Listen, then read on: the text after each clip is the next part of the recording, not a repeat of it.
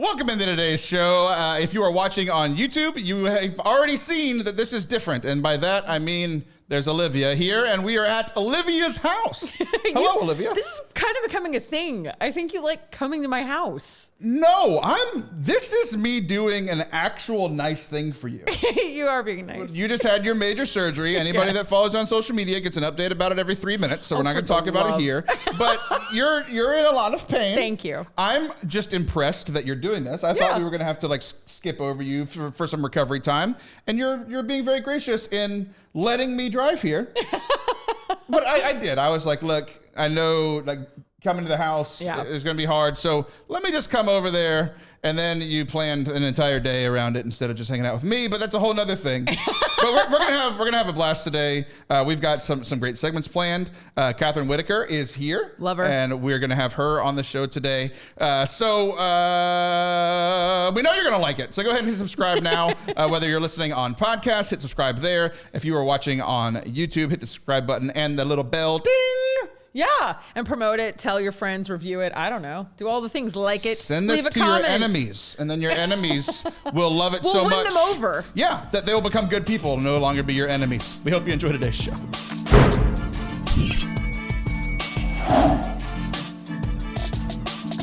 What's up? And welcome to Forte Catholic. I am Taylor Schroll. That is Olivia Newton-John, and we are here in her studio. Hello again, Olivia.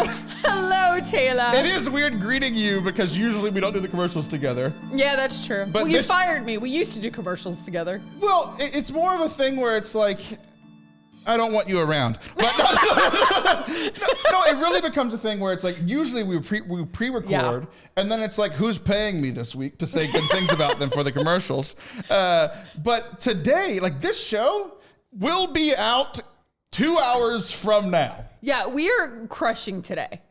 We are. We're filming the show, we're taping the show, and it's going to come out today. That's impressive. It's pretty incredible how amazing we are. We just want you to know that. We are amazing. Yeah, you're doing so much work for this today. I'm sitting. The fact that I have on clothing is amazing right now. So, and I'm brushing my hair. Thank you for, not for the listener's sake, but for mine. Golly.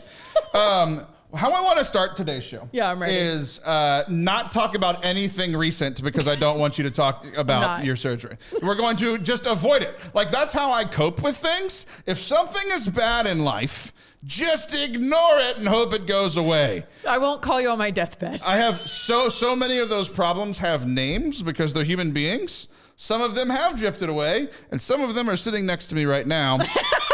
And I've been duped because I drove to this problem. But no, for real. Like I like it's partly because we joke all the time. It's like you have your own platforms where you talk about your stuff. Yeah. Like you have 87 radio shows and podcasts and YouTubes. You also have your social media that you literally live on. So like I don't want to talk about your stuff, but I'm here for you. But I'm working for you today. At the same time, I actually think that this is going to be healing for you. Oh, okay. Because I want to talk about positive things, not forced positive things, because your life sucks right now. But like actual positive things from your life that you can look back on. So we are going to do our Chicken Soup for the Schroll segment where we look at positive stories.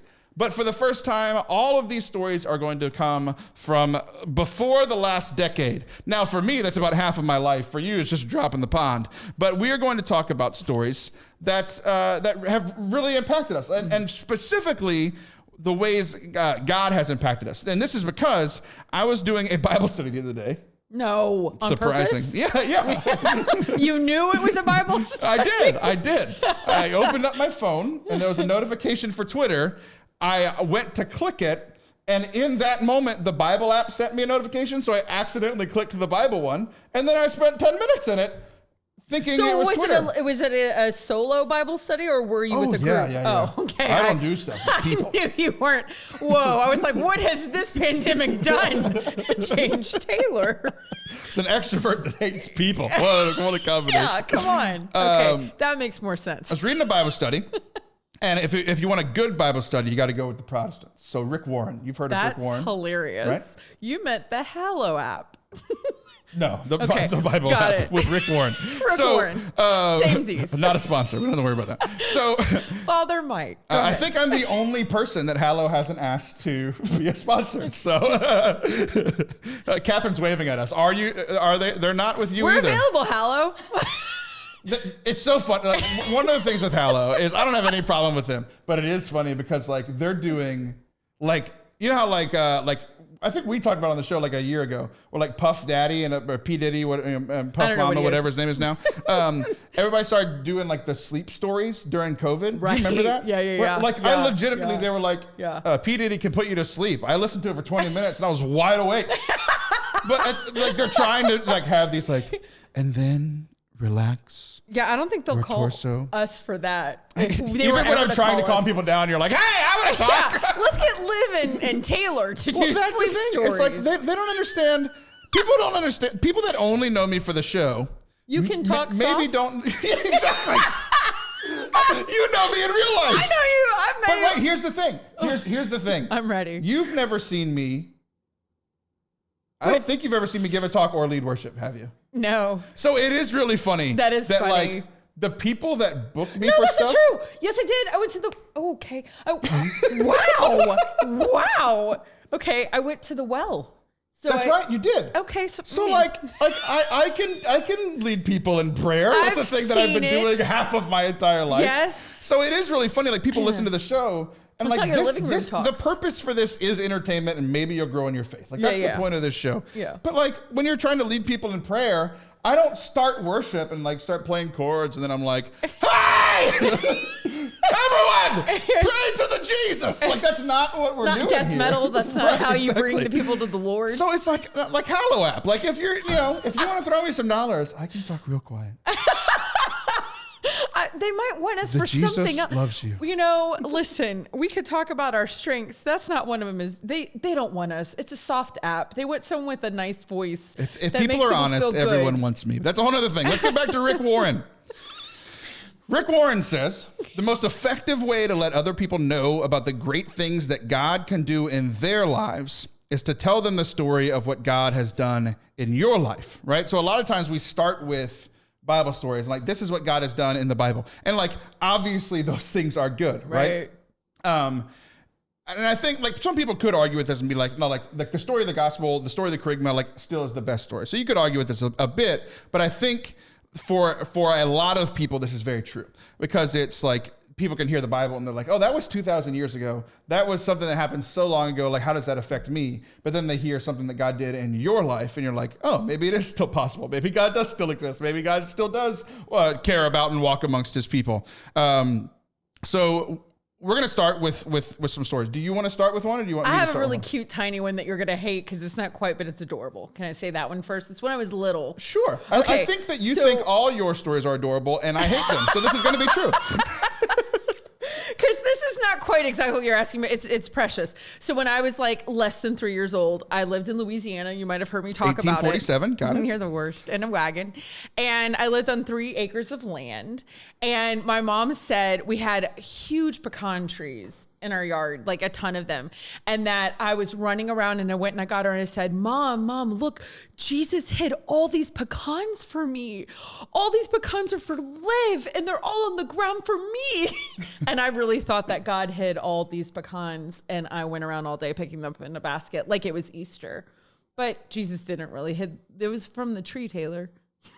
Who made that tree, Olivia? I'm still practicing for Hallow, even though we're into the segment.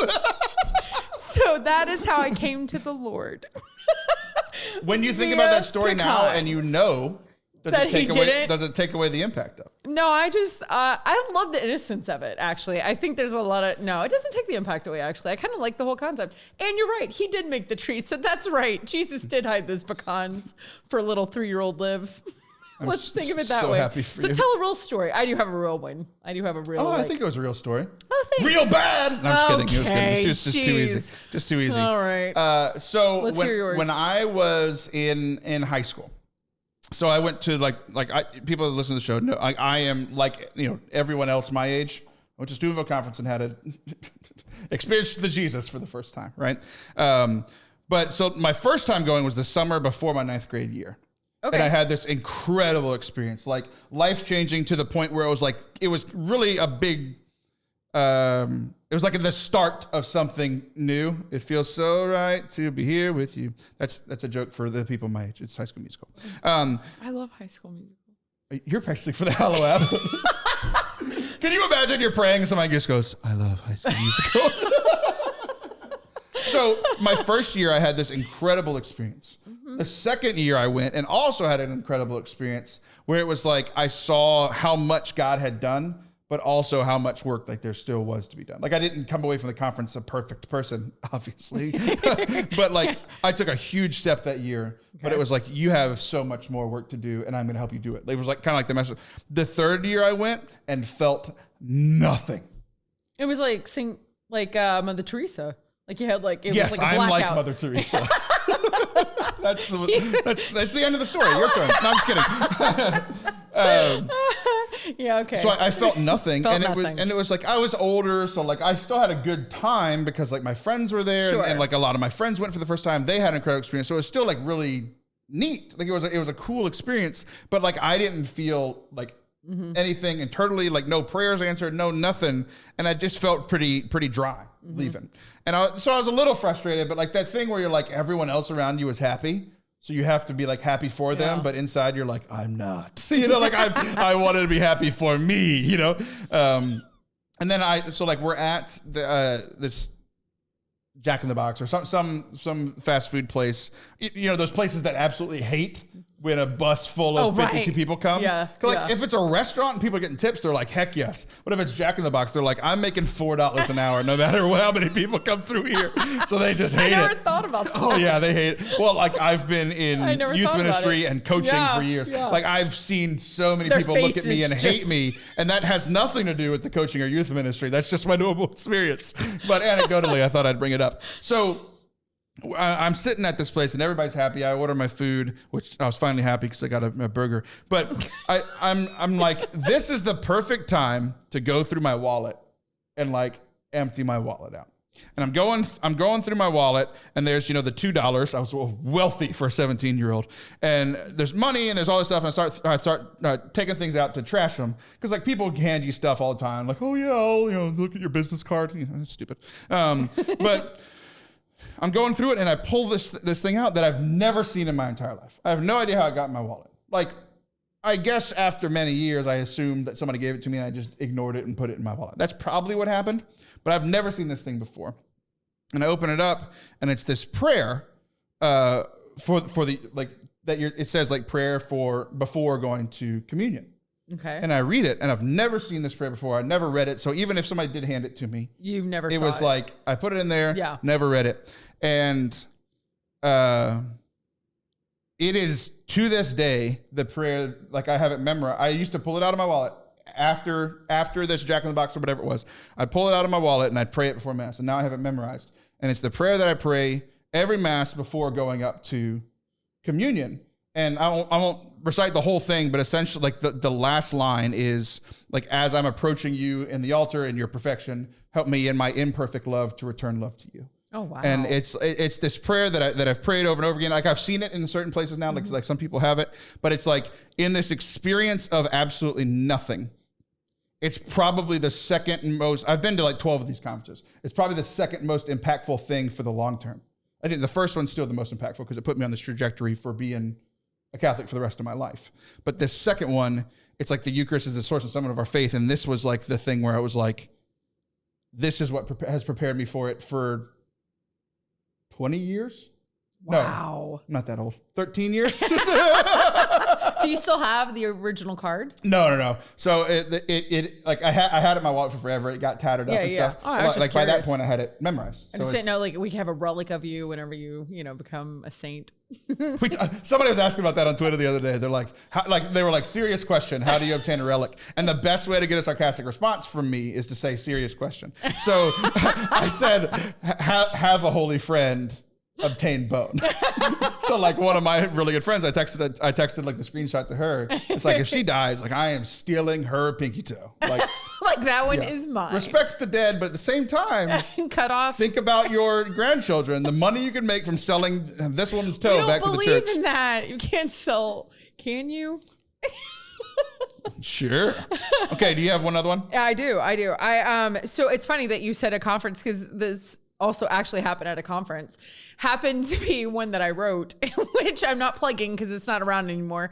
But I wrote a women's conference called Genius, and it was for women and Catholic women. And the first one that ever happened was in Austin, Texas. Funny enough, which this is just happens to align, it's actually where I met Kathryn Whitaker, and I didn't know who she was or that she was anybody, which was really funny because all my friends were freaking out and I had no clue. But anyway, that's not this story. So here I am at this conference that I put on. It's Saturday night. Before I tell a story that's going to make me look good, I would like to tell a story that makes me look bad. Please continue. No, I just love that I don't know anything. Like, I mean, yeah, I just don't know. No one's surprised. That's why I thought pecans were for me. Anyway, not much has changed since I was 3. So I'm at this women's conference. I have 150 women. I had written it. I was emceeing it. I got these speakers. Half of them I didn't even know who they were. Kathryn actually ended up closing for me, which was amazing. That whole story is just a cool story. Our meet cute is adorable. But all this stuff is happening. And I'm sitting down, it's Saturday night, and I'm looking around and everything's happening. It's all going, if you've ever put on any event, even like a kid's birthday party, and you're in the middle of it and everything's happening right, you're like, oh, thank God. Like Chuck E. Cheese didn't explode. Like, that's great. We're all still here. Like, whatever it is. And I'm just kind of taking a breathing moment. Mary Lindenberg is on stage giving the keynote, which I was like, this is amazing, and I'm like just sitting there kind of taking it in, and I kid you not. Okay, this is gonna sound like the most Protestant thing I've ever said in my life, but I mean it. Rick Warren. Totally, this is our moment. But the Lord spoke in my heart.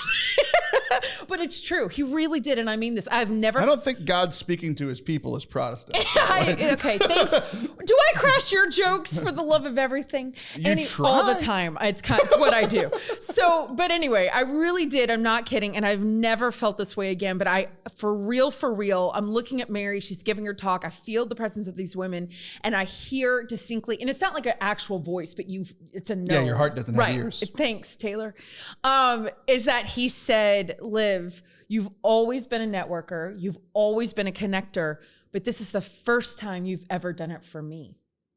And I tell you what, I have goosebumps now. That changed my life. I really do. Stares at shirt. I did. Because that moment literally changed my life. And that's when I knew what I had to do and what my purpose on this planet was. But that was a huge 45 years. Not even 45. I hate him. Why do I always need confession after I do your show? Not confession. Therapy. Both. Okay, so that was a good story. You have nothing to say. That was a great story. It was a great story. Thanks, and we're Taylor. out of time. Jeez, I need validation. So we're gonna close this up from Psalm 66, verse 16. It says, "Come and listen, and I will tell you what God has done for me." So obviously we're doing it here on a radio show, but my encouragement for you guys listening is to one, think about the stories of what God has done for you in the past. The last year and a half has sucked. So look back, like we're doing this on purpose. Specifically look back to like youth, teenage years, young adult years. For most of you, that's your entire life, but whatever. Look at like, what has God done for you a long time ago? And then also think about like, how can you share that story with somebody? Because stories are easy to share. It's really awkward to walk up to somebody in a bar or at a restaurant and be like, have you heard of my personal Lord and Savior, Jesus Christ?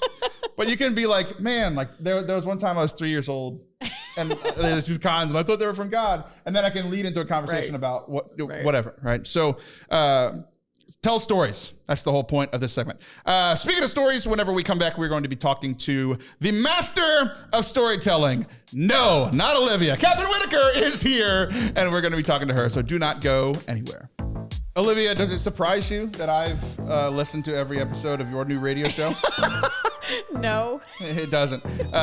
Well, it should, because I lied. I haven't listened to the last one, but it just came out like, a couple days ago. It's a good one. The last episode that I did listen to was with a mutual friend of ours, Katie Bridgeon McGrady. Yay! And she has a podcast called Ave Explores, and she just started her new season like last week, and I listened to it. It's with Mark Hart. They're talking about the Bible, which ironically enough, like we've been talking about, we talked about scripture in our first segment. We're talking about like all the stories and the importance of stories. She's combining the storytelling that she's known for with the focus on scripture and the Bible for this season. So you guys go check it out, the Avi Explores podcast, wherever you listen to podcasts. You love Katie, don't you? I do. I love her deeply. Go listen to Katie. She's great. So go check it out wherever you listen to podcasts. Subscribe to Avi Explores with Katie Prashaw McGrady, and go listen to the first episode with Mark Hart. It's tremendous. Welcome back to Forte Catholic. I am Taylor Schroll, and Liv and I are now joined by our good friend who drove all the way here just for me, Kathryn Whitaker. Hello, Kathryn. Sorry, I was shaking my head no. I heard you shaking your head. It was loud enough. Kathryn can't lie. She's not one of us.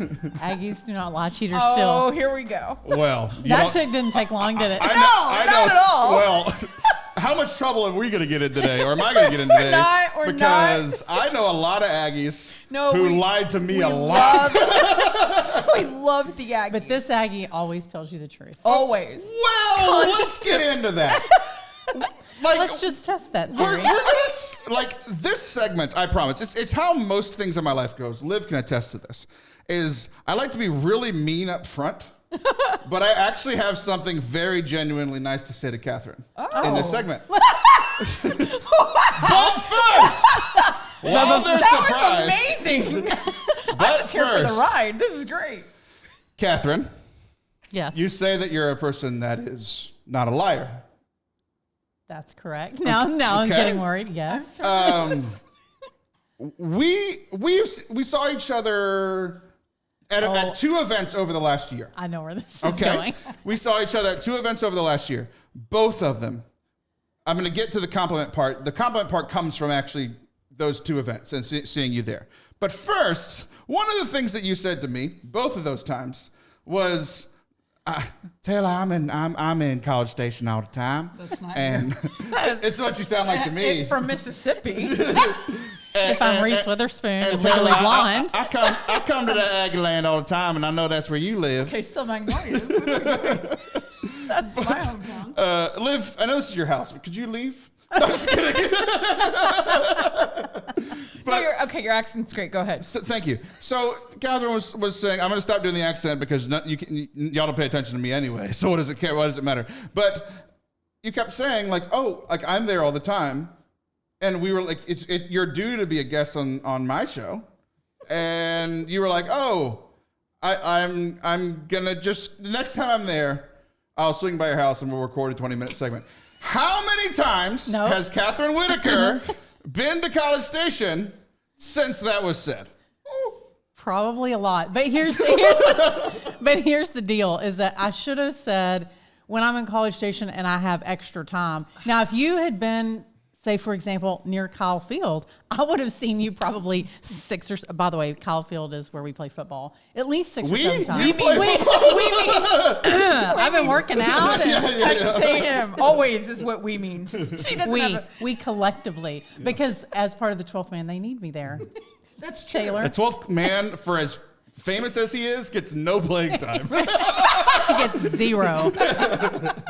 Yeah, you should have done the show remote. You definitely would have gotten her. That would have been amazing. Why didn't you think of that? Here's the thing. Now let's put it back let's on you. put it back That's on Taylor. terrible. Well, I was creative. I was never going to be like, oh, Kathryn, she said she was going to come, when she comes to town, and I see on Instagram she's there every week. So I'm like, well, She lives there. One of these times she's got to come over. So like, why do a Zoom when we can just, you can come over to my house and we can do it in the studio. Yeah. And you're just like, no, I'm gonna make it real public that I'm in College Station. And then he did the low key, like texted me. How many times are you going to come to College Station without telling me? Are your feelings hurt? Here's the worst part. Yes, they Here's are. the worst You part. hurt Taylor's feelings. Where are we right now? Yeah, this is funny. We are in Houston, Texas, where I don't live. Kathryn does not live. And it's a further drive away from me at my house for Kathryn. But Kathryn only showed up here to record with Liv later for Liv's show, and I just was a tack on. So Texas A&M not is a tack on. practicing in my yard right now. There's a big football thing happening in my yard. What? What are you talking about? I was lying. I was texting him is not here. I still love you. Yeah. What do you have to say for yourself, young lady? Wow, he's not letting this go. I love my kid more than I love you. And that's who I was going to see. That's fine. You didn't have 20 minutes? For 2 seconds, I had to think, am I her kid? It was amazing. I was like, she loves me more than you. But wait, I'm not. I was like, you're not Will. Is this a scenario? Is this a... stop talking. Everyone could see me right after you said that, looking at the two of you like, I'm not sure who's older, and I'm not going to guess. No, I didn't mean it like that. I thought she was using like a metaphor. She was speaking in parables. No, I don't speak in parables. Nope, that does not happen. No, we met our You know why you don't speak in parables? Because parables are lying. There wasn't a man with a farm. You're lying. Oh my God. She loves you, Taylor. I'm hurting from laughing. Okay. already. She's here now. She is here now, and I'm just gonna, we're only 6 minutes in, so I'm gonna try to be nice. Is this now. the compliment? I This was like, is the compliment are part. we here? Now we're transitioning. We built a whole segment off of Kathryn, because at these two events, it just happened to be that I was speaking at the two events that I saw you at, and you were so kind to me. I think most people assume that the people on the stage are good. And like the most you'll get is like a random like, oh, good talk. Like, that's fine, And like those mean nothing to me. Like the just kind of passing by. But when someone I respect, like Kathryn, sorry, Liv. We'll get to you later. Yeah. The other two segments 2022. are. We'll see if I can think of a compliment by the end of the show. We'll try real hard. You're so kind to me every time we come. Every time I see you somewhere, you're like, oh, you're really good at this. And it's like, it's one of those things that it's like, I have the confidence that I'm good at the things that I know that I'm good at. Because we talk about this all the time about me. It's like, I'm not going to do the things that I'm bad at. I'm only going to do the things that I'm good at. But like, I think because people know that I'm confident about it, no one says anything nice. So when you say nice things, it's two things. It's that you're like, because you're a known author and speaker, like you're good at it. So like when you say a compliment, like it actually means something to me, which like most compliments don't, because they're mostly sarcastic because they're not compliments.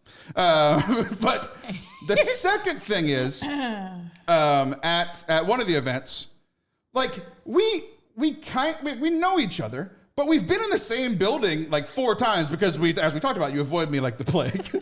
But in the times that we've been together, like I remember like driving back to the diocesan conference to meet you because we had missed each other. Yes, that was very nice. Yes. And then like, at this conference, at this other event, we stood there, me, you, and our friend James Longoria, and we talked for like an hour and a half, and it got deep like that. Like all 3 of us just like... That's kind of Kathryn. Yeah. That'd be me. That's her MO. Right. That's and how like, I that's operate. kind of my point. It's like it's a big part of who you are that I'm like, I trust you. And I was saying things that I don't say to a ton of people. Like I say to the people that I'm really close with, and this was the 3rd time I ever saw you in person, right? So like there's something about you that makes your compliment actually mean something. I don't know what it says about me, but like most compliments don't mean anything to me. But yours real like I went away for like 3 weeks and I was like, oh, nice. Oh, that's such Whoever a likes me. You're so nice. So Taylor. there's got to be something about you that makes it easy for me. And you said it's her MO. Yeah, I can tell you what it is, but I'll see if she Okay, knows. well, let's give her a chance to talk. let's let Kathryn Yeah, speak. I'm going to let her talk. See if she knows. Do you know yourself, Kathryn? Why are you so amazing? I talk to my teenagers; they may not agree with you. Is that a serious question? Huh? Yeah. I'm not amazing. I just learned how to tell the truth from my mom and my dad, and really, truly. And I don't know. Life's too short to not be authentic. Like I think, like I have a really difficult time being around people who are not truly who they're meant to be. Whether they're easy to get along with or not easy to get along with, I don't have an interest in being around you if like you're fake Taylor or fake Liv. Like, thank you, but I have other things to do than to play that game. So I guess maybe do things the way that I hope other people would be around me, say around me, talk around me, because life's too short for that funny business. At least that's what I think. Yeah. And like we built this segment off of that because I didn't know what it was, but I knew that there was something that was like a pillar, a foundation for you, and it's telling the truth, right? We joked about it at the beginning, but like that really is important to you, and I think I'm starting to see it now that like you telling the truth lets me tell the truth, not just the like things that I say to everybody, right? And I hold that in confidence. Like I don't want people to think like, oh, I'm going to spill my guts to Kathryn, and then I'm going to go talk to someone else and be like, I told Kathryn that. Not gossipy kind, but like sometimes you have a conversation with someone and they tell you something like in confidence, and not just in that, but also like with a lot of trust. And I take that very seriously. Like that means a lot to me, and I don't want to blow it because I would hope that they would do the same thing for me. Yeah. So I wanted to talk about the other foundations of our lives. Like truth is a foundation. It's a pillar for you. Like that goes all the way back to your childhood. And like we've seen it, right? And it was interesting because like in that conversation, like one of my pillars for better or worse is that I'm confident in what I'm doing, right? It's most of the time it's a good thing. It's like, I'm gonna knock this out of the park, and like being confident, it's kind of like a self-fulfilling prophecy a lot of times. Like this segment's going to go well. So most of the time it will. Like if I'm like, I'm not sure about this segment, it probably won't go well, right? So being confident in things is a foundation for me. It always has. Like it came a lot with sports. It's like I did a lot of winning, but then it was like, well, what about like there was a season that we went like 3-28, but there was still like every shot that I took, I knew it was going in. Even if it didn't, even if there was a game that I made 20% of my shots, right? But like that confidence has become, or has always been a pillar for me. So where like when things start going crazy, like if I'm in a losing basketball season or like COVID happens and life falls apart, it's like, I'm still confident that life's going to be good, even if it's not right now. Right. So I want to, like, we've talked about one for you, truth, confidence, one for me. Liv, what's one of the things that's like a pillar for you, a foundation when everything else is falling apart? Like a lot of people's lives have fallen apart over the last 18 months, whatever, a year and a half, whatever it's been. What's one of those pillars that keeps you like who Liv is, a decent, I was going to say good, a decent Catholic woman? Like what is one of those pillars for you? The things that like when everything else is crumbling, this is what I'm standing on. Yeah, you know what? This is a really interesting question, and this is going to be probably an answer you hate. But I would have to say, and I specifically mean this person, not just what I do with this person, but my therapist. She has been in my life for 5 years, and she really knows me and loves me, and she's a part of my life, and not just because I pay her money, and not just because that was on the last that was on episode of Ted Lasso. Yeah. Okay, continue. Oh, So we had a bringing little it back to Ted Lasso. Yeah, Ted Lasso. But I talk about her all the time. Her name is Spring Hill. That's her actual name. Like, isn't that weird? I think her name's copyrighted. That's the name of one of my subdivisions that I used to live in. I know, her first name's Spring, her last name's Hill. And she really is. And also she's not Catholic, but she is like ground zero for me. And I think maybe because she's not my family, she's not Nathan, she's not y'all, she's not my inner circle. Like she just can get me back to where I need to be. There's so many times Nathan's looked at me and said, I'm calling Spring, or you need to talk to her, or whatever. And she like supports me in everything I do. She came to my What after I'm hearing party. is I will pay someone else to listen to you at this moment. 'Cause I'm done. She's beyond. Like She's your beyond. baseline, though. She's baseline. my baseline. She really is. That's the truth. But I know not all therapists, and we might not be doing the right thing with our relationship. It's fine. I'm okay with it, HIPAA. So, I thought you were calling me a hippo. And I was like, That's rude. golly. yeah. So she's a big part of my life. But yeah, she definitely is a baseline for me. Okay. Kathryn, what's one of the other ones for you? The foundation for you that holds you up even when everything else is going wrong? Probably. So I'm going to go back. Have you ever done strengths finders? Yes. Okay. So My number one is achiever. Is in competition. Yeah. What are your top 5? I didn't know. I have achiever in my top 5. Boom. Okay. Liv's never achieved Why am anything. I here? I don't even know why I'm here. We literally covered up your face with our high five. I have achiever probably is number 35. Let's be honest. Okay. My 5th strength. Liv failed the strengths finder She didn't test. do the test. I did. I know my 5. Okay. Is belief. So that it's people mistake that thinking that like it's belief in Jesus, but it's really belief in what you do. So I learned over the last 20 months that my worldview looked very different than other people. Like we know that on like a cerebral level, but I don't think I knew that on a heart level until the last 20 months happened.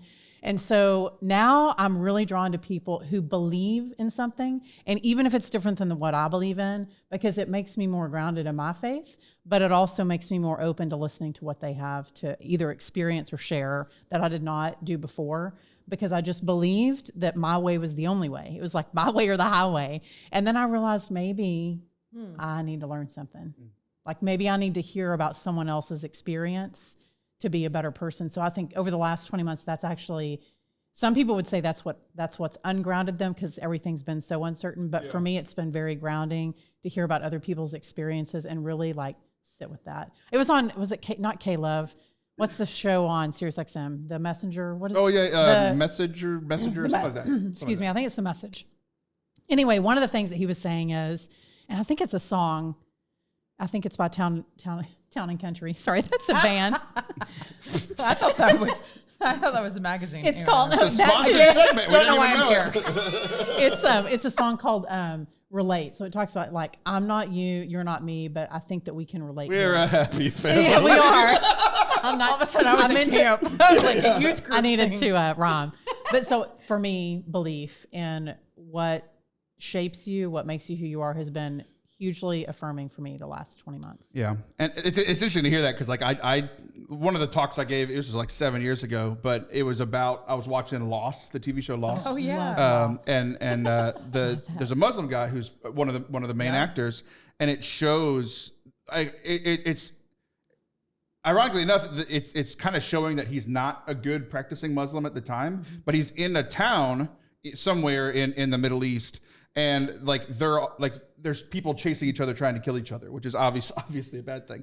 But then like the bells toll for everyone to pray, like because they have their hours that they pray, and everything stopped. The shopping stopped, the people selling stopped, the people trying to kill each other stopped, and they all got down and they prayed. And it was just this crazy thing of like watching a TV show, a secular TV show, and watching a Muslim who actually wasn't even a good practicing Muslim, but everybody stopped. And it's like, that's the kind of like discipline I need in my prayer life. So I can totally see that. One of the other ones for me is, and this will be shocking, I think, to many of our listeners and probably the two of you, but like the intellectual rigor of the faith is actually what keeps me grounded. Oh, because No, I can see that. I absolutely I understand. see that. Yeah. like I don't talk about it as much, but like I study this stuff. Like this is what I went to school for. I've read the Bible. Like I get deep in. I got so deep into these things. I haven't as much recently, but it's like I have this foundation that even though I'm not reading a Scott Hahn book right now, it's like I've read tons of that stuff in the past. Where like I'm thinking like over the last year and a half. Like we've had scandal, we've had COVID, we've had not going to mass, we've had like a lack of, like I've had a lack of grace. I think a lot of people have too. And like, it ultimately becomes this thing. It's like when I don't trust church leadership, or I don't trust that I'm being poured into in my church community, if I don't, like when nothing is going right, like what keeps me Catholic and here is I know that it's true. Even when the actions and the things happening to me are trying to bombard that it's true, right? But ultimately, it's like I've learned these things, and the church is right, even when I think it's not. So like even the things that are hangups intellectually for me, it's like I'm the idiot, not the church who's been thinking about this for 2,000 years, right? So But can I say something yeah. about that? Because I think that we keep hearing like, oh, things are so bad right now. But like, have you read Exodus or Leviticus? Like, have you read the Old Testament? It was real bad. We have not had locusts descend. Like, there have been a lot of things that have. That's next on the calendar. That's next. That's September the 15th. It's 2022 when we think everything's getting better. Right. It's not. But if those people lived through all of that and still kept their faith, then what are we griping about? Seriously. They were griping too. So we're just like them. But fair, but still, they like came out on the other side. Yeah. So if they went through that, I think not it all should of be them. Not all. All Well, the not old all of people them. died. So. Fair. Not everyone made it through all of that. But what I'm saying is that like there's precedent. Sure. We read it, we see it. So surely, if they can maintain faith through that we can maintain faith through stuff we got going on. I've got to make the joke. Okay, do it. Don't call me Shirley. Oh, jeez. For the It's one of love. those things that like half the people listening thought of it already. So if I didn't make it, I'd get yelled at. It's one of those things like it's such a dumb joke that you have to say it. You or have it to gets say out of it. you. All right, Liv, you're wrapping last- us up. Your last one. My last one, listen, it is a spiritual one. I more than once have fallen like away. I don't know if y'all know that. And the 54-day Rosary Novena has been such a pillar for me. Oh, you know how much I hate that. And right now, A novena means Taylor, 9. You did multiple novenas. I am in a 9-month rosary. You messed me up. I'm in a 9-month novena and I'm loving it. I don't know if y'all have done this one or not, but I can only do them for 9 days. okay. So, but That's what a novena is. Attention span short. Go ahead. I love it. It is my favorite thing I've ever done. And it has really grounded me, especially this year. I think I was going to say, to sum it up, I'm a novena kind of a gal. Like I kind of like having a start and an end. And it's something that's already planned and it tells me what to do because y'all have met me and anybody listening has heard me. That's not my forte. I'm not a strategic planner. Oh, nice plug. Good job. Thank you. That's not in my top 5. So I like it. I like a novena. I really do. And I'm really digging the one that I'm doing. So there you go. But you should love what you're praying. Yeah, I like that. It's not for you, but I am. Yeah, I praying love. in a while. Now listen, I haven't made every single day during this 9-month one, but I have done the 54-day Rosary Novena all the way through more than once. And I think there should be a reward system from the Vatican. Where's my sticker chart? I mean, I kind of need something after that. Your reward will be great in heaven. Grace, yeah, okay. So, Okay. Got it. Okay. Thanks, Jesus. so to wrap up, two things. Called you Jesus. To wrap up, 2 things to wrap up. One, like I didn't even plan it, but I started thinking like last night when we were getting ready for this, and I had told both of you were talking about. You both texted me like, "What are we talking about?" It's like we already talked about it. Just look at it in your text messages. But I started thinking about like the ironically enough the parable which we said were lies. Sorry, Jesus. But he's talking about the guy that built his house on the sand, right? And like, you know, instead of the guy that built his house on a rock. And like we have friends who, like I have a friend who used to be a co-host on the show, Sean McAfee. His house is built on a great foundation, just moved to New Orleans.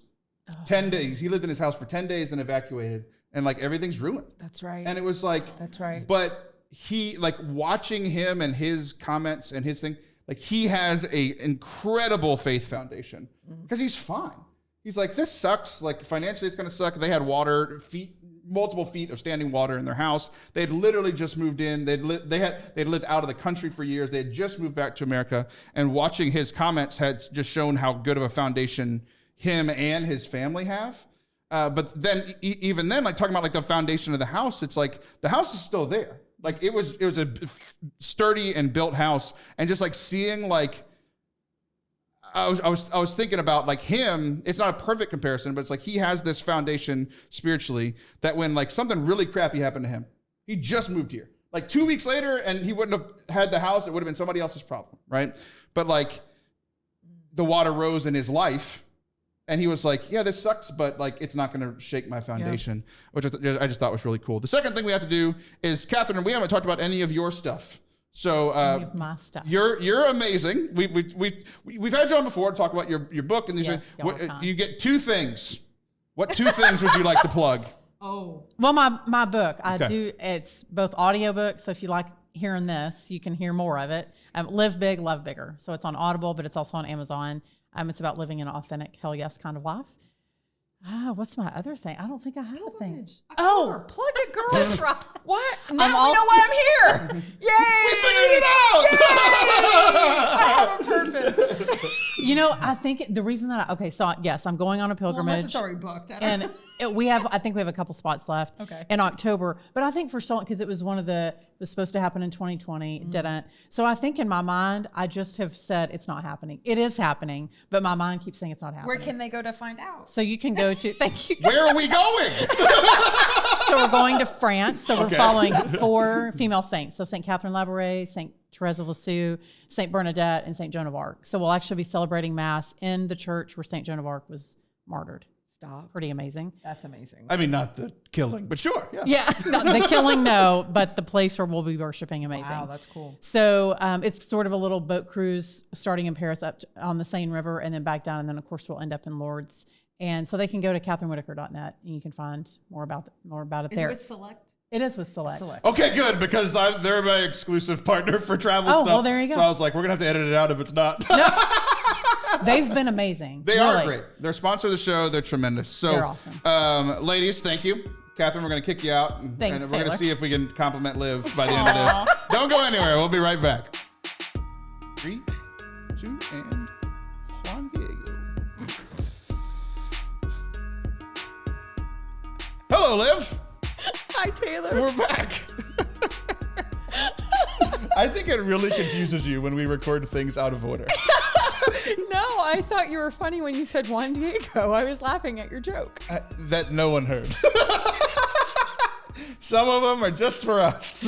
Sorry, Taylor. I talk about it pretty much every week now, where it's like I have these ideas for the show and I try to match them as much as I can to the people that I'm recording with. It used to be 100% like, here are the only 3 things I have to talk about. That's what we're talking about. Or I have 2 things to talk about. Let's have a guest or let's do a game or something. But like now I have all these ideas because I have this thing called free time and a brain that can think because I finally have my life under control. So like I have these segments where it's like, oh, if I need it, like there's one right now that like I need to talk to Father Anthony about it. It's like, I need a priest's perspective on it. There's other ones where it's like last week, I think it was last week, we played the game with John. It's like the fantasy draft, the biblical fantasy draft. Like that had to be John, right? I've been saving one for you. Oh, God. Because like you're like the Marvel person. We like talking about Marvel stuff together. Okay. So I asked you before, you haven't seen What If yet. I haven't. Okay, so, but like the multiverse has opened. You've seen Loki. No. God. You hate me now. I just watched Black Widow. All right, the show's over. I'm saving this segment for somebody else. No, I'm just kidding. So, but I know what the multiverse is, Taylor. no one does, so you're lying. Has Kathryn watched all this stuff? We can just sub you out. She's a big Marvel geek also. So yeah, we could have done this with Kathryn, but that's fine. The multiverse is opened. Yep. By the way, I recorded my Why I Hate Loki video. I finally had I want to watch it. You have to watch the show first. Before watching your video? Or should I watch your video first before watching Loki? Loki's a waste of time. Okay, then I'll watch your video. I go check it out on youtube.com/Forte Catholic. Right. But they open up the multiverse there. There's kind of rumors that also WandaVision opened it. We didn't really know that then, but there's rumors that it all ties together. What if is the multiverse? Like, what if T'Challa was Star-Lord or whatever, right? Like, that's essentially what all those episodes are. And we thought it was just going to be like a what if this happened, but really what they're saying now is like these things are happening in the multiverse, right? And we know that like all the movies are coming out, like, Doctor Strange and the Multiverse of Madness, and like the multiverse is happening in the new Spider-Man movie. Like these are all things, not spoilers. Like these are all things that have been in trailers. They're trying to prepare us. So, not specifically talking about Marvel, but this got me thinking about like if the multiverse is real, which like obviously this is a comic series, but like there are a lot of people that think like, oh, there might actually be a multiverse or other dimensions or stuff. So we're just gonna have it play a hypothetical of how does salvation work in the multiverse? Okay, so you saw all the Marvel movies, yeah, right? Yeah. So Captain America, does the time heist, and he's been a hero his entire life, and then he ruined everything just to have a dance. I don't think they were just dancing. That's probably the real reason. But he goes back. And then he stays there and kind of ruins the timeline, which is also like a thing that we all knew. Like they're going to have to deal with this. They're going to have to fix this. Yeah. So he also fought himself, Captain America versus Captain America. So there were these 2 Captain Americas, and they were both like good people, like bastions of goodness, right? So, not saying he's Jesus, but like if there's a heaven, Cap would probably go.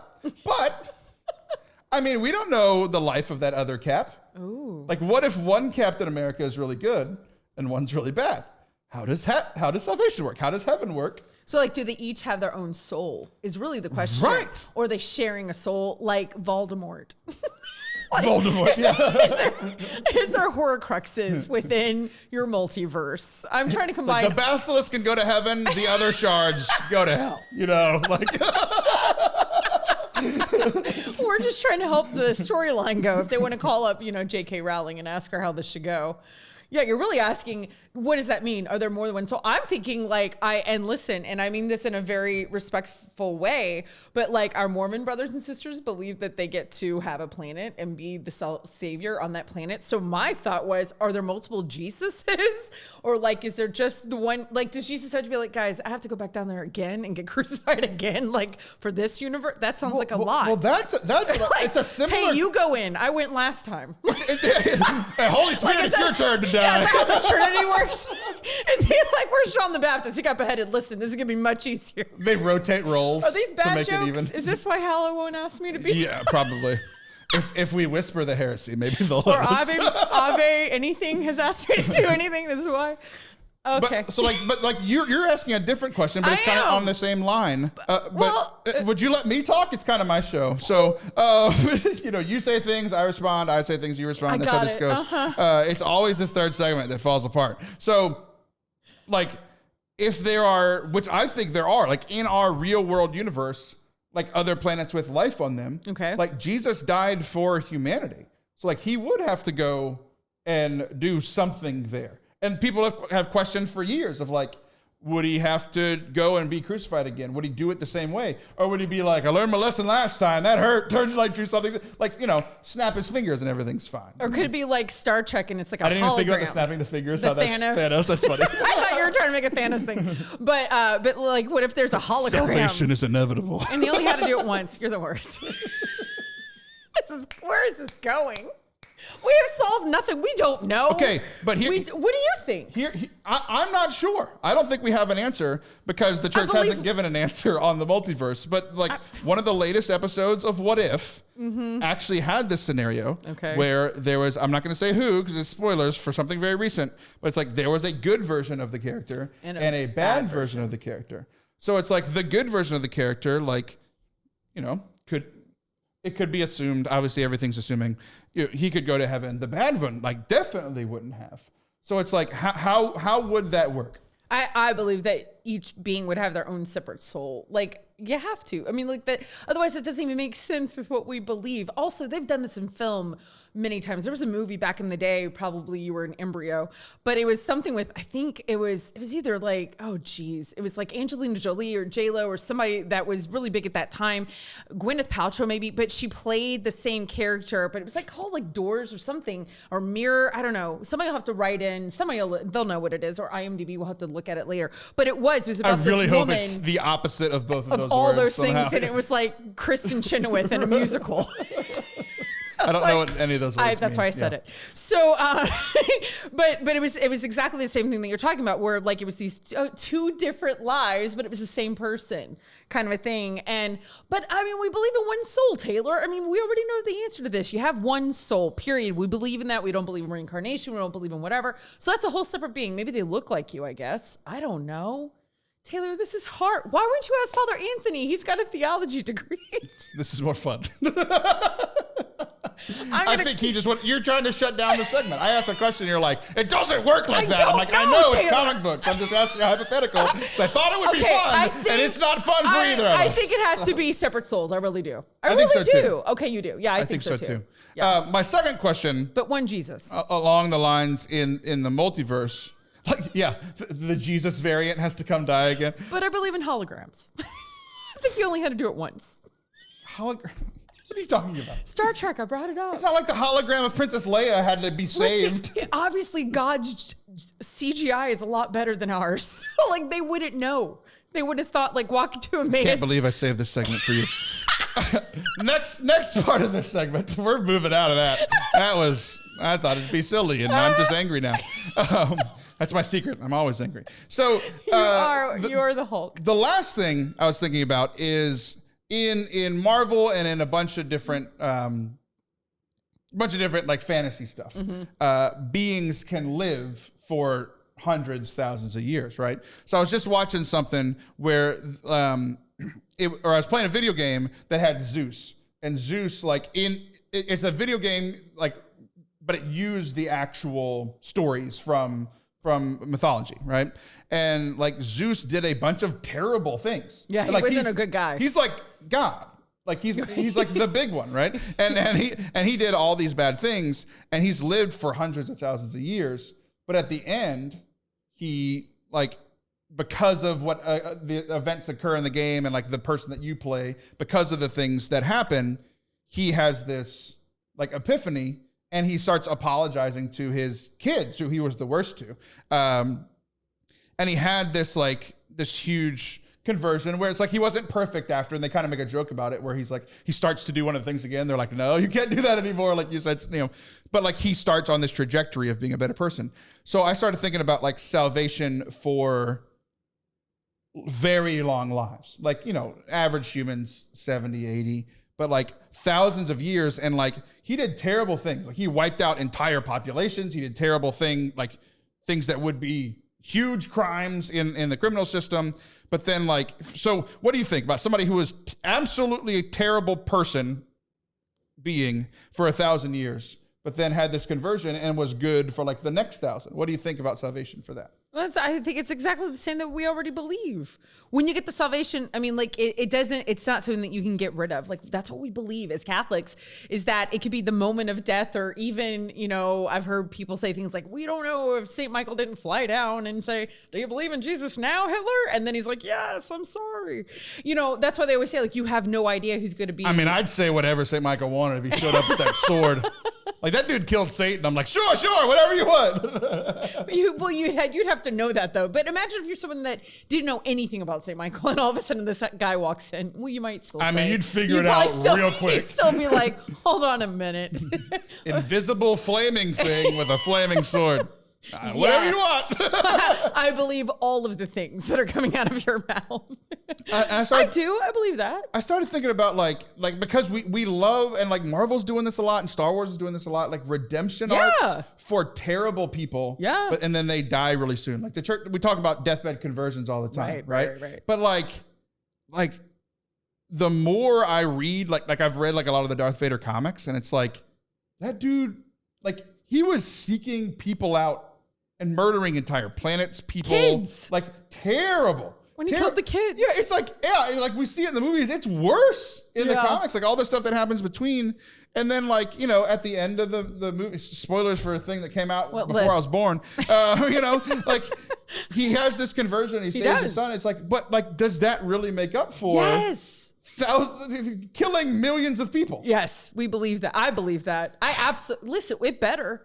Otherwise, what are we doing? Right. We're all screwed. No, but I really believe that. I think that's the whole point. That's the whole, like the parable of the workers in the field, and some guy shows up at 6 a.m., some guy shows up at noon, some guy shows up at 6 p.m., but they all get the same wage. That story is not about money, which I'm sure you're disappointed. Yeah, it's bad business practice, but great for salvation. It's a parable because it's like, it doesn't matter when you show up, when you get it, you get it. And if it's about heaven, you wouldn't be mad. If I died and I all of a sudden got Jesus, you'd be like, no, that's cool. I'm glad Liv's going to come with me, as if you're going to heaven. I want a little punishment for this segment, but This is literally what we believe. Yeah, I totally do. I believe it. Although that doesn't give you free reign. Now, here's the thing, great knowledge, great responsibility. You can't just go be that's the saying. Whatever it is. You can't go be a Zeus for 1,000 years and then be like, well, now I'm ready for my conversion. Like, that you have the knowledge. You can't go and be horrific and then get saved. But when you do fail, which I'm guessing you have and will continue. Not publicly, ever. Yeah, we better get the salvation thing, or we're really selling that's just like 40 acres and a mule. We're just carpetbaggers, because that's I don't know what anything that you're saying. How do you not know anything that I say? Do you believe it? It helps me to wrestle with like the expanding the lifespan. Like if you live for 2,000 years and 1,000 of it is terrible and 1,000 of it is good, it made me kind of wrestle with it intellectually, right? Because like that parable has always frustrated me. I knew it did. But like at the same time that it frustrates me, it also gives me hope, because it's like we do hope that all will be saved, right? Yeah. And that all will. But like it is really hard, and I think like purgatory actually helps, because like Vader having a conversion and then dying like immediately after, like that's pretty hard to be like. Yeah, and he gets to be all glowy like Obi-Wan, and like that's hard. That's hard because like you want justice, right? Like balancing justice with this. But like purgatory actually helps because it's like, oh, like you go to purgatory for it's not fun, thousands of more years and be purged of those things. So like ultimately it does give me hope, but it's like also like it reaffirms for me. It's like don't wait for that conversion. That's exactly let's do it now. So Liv needs some conversion therapy and all these kinds of things. Well, that's our show for today. Liv, other than this, the first 10 minutes of this segment, I thought this was a blast. Well, as always, I had a great time, Taylor. I put up a ridiculous premise. You're like, that premise is stupid. I'm like, I know. That's why I brought it up. But thank you for real. Thanks for coming on here and being a friend. We are friends. All right, that's our show for this week. I'll be back next week. Not with her. Thank the Jesus. Say it.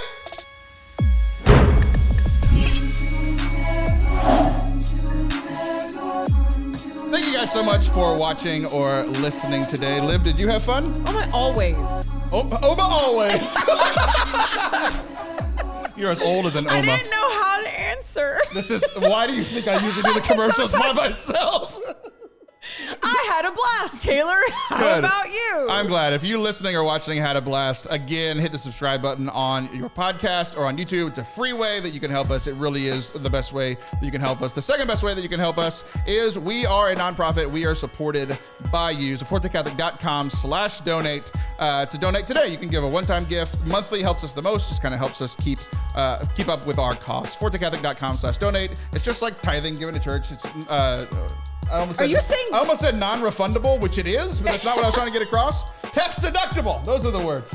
Given to you is like tithing to the church? 100%. Okay. We're a ministry within the Catholic Church. Well, I love this. And the government said so. So hope you guys enjoyed today's show. Bye. Bye.